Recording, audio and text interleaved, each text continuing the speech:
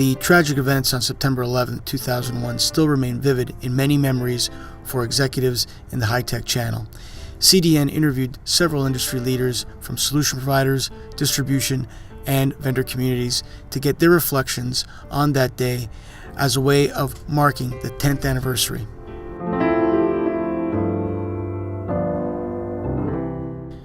Ellen Moore, the GM of Chubb Canada, an insurance supplier to the computer industry, is a native of the greater New York area and was in Washington, D.C. when 9/11 happened. She talks about crisis management and how it was developed after these tragedies. Well, I'm an American with the distinct pleasure and opportunity of working for the last 6 years in Canada. But on 9/11, I was actually running our regional Washington, D.C. office. And it was very interesting for me personally because in the insurance business, certainly an event like 9/11 is tragic on multiple levels. But first and foremost for me was riding up in the elevator at 9 o'clock in the morning and people talking about a plane crazily and accidentally thinking it was just hit the World Trade Towers. As I got off the elevator, all of my claims staff were in the kitchen watching the television, and we immediately knew that it was something far more than just an accident.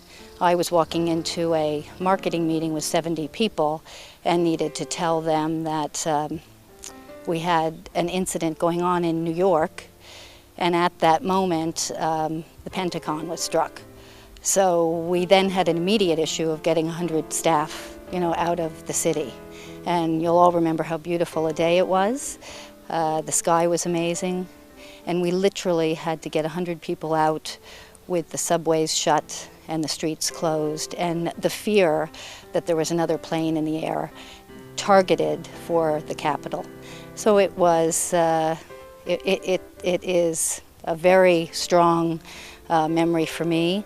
My children were 3 blocks away at school in the city, and Washington was locked down with fighter planes in the skies for a couple of weeks. Well, you learn that you just have to move through it. It's very important to have crisis management plans organized, which we did.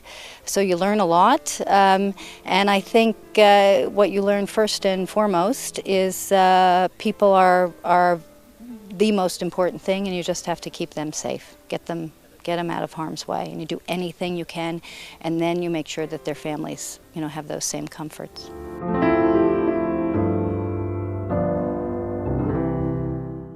Nick Tidd, president of D-Link, talks about the importance between work-life balance for vendors with U.S. and Canadian operations.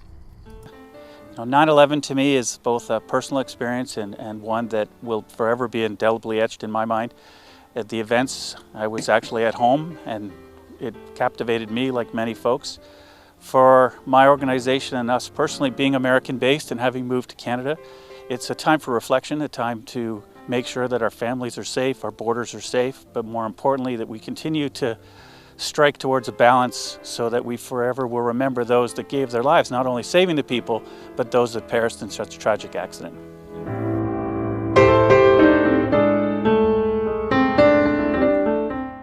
Dave Sherry, the president of Unity Telecom, talks about the long-lasting effects of 9/11.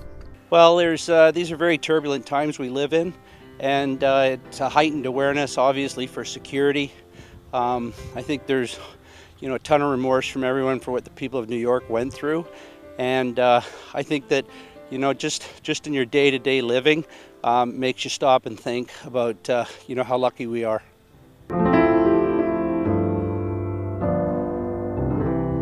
Bradley Brocken, president of Toronto-based solution provider Highvale Systems, talks about how 9/11 put a huge focus on security.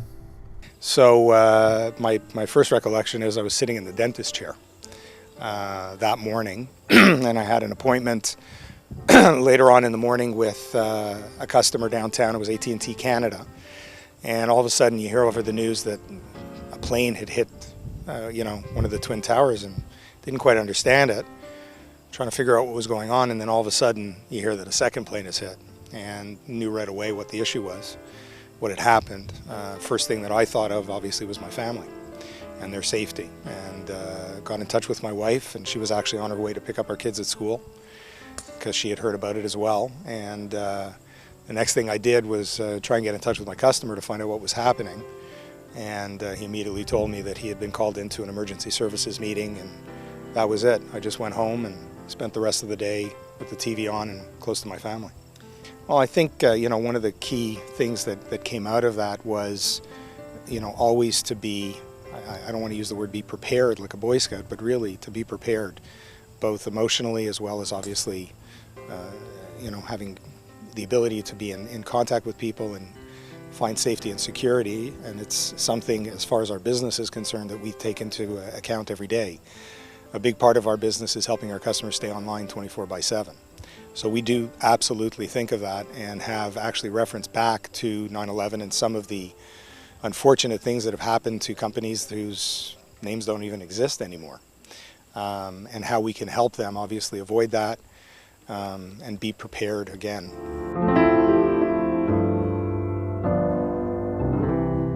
Dan Schwab, the co-president of D&H Distributing, is based in Harrisburg, Pennsylvania, just a short drive from Somerset, where the fourth plane crashed after passengers overtook the terrorists on board.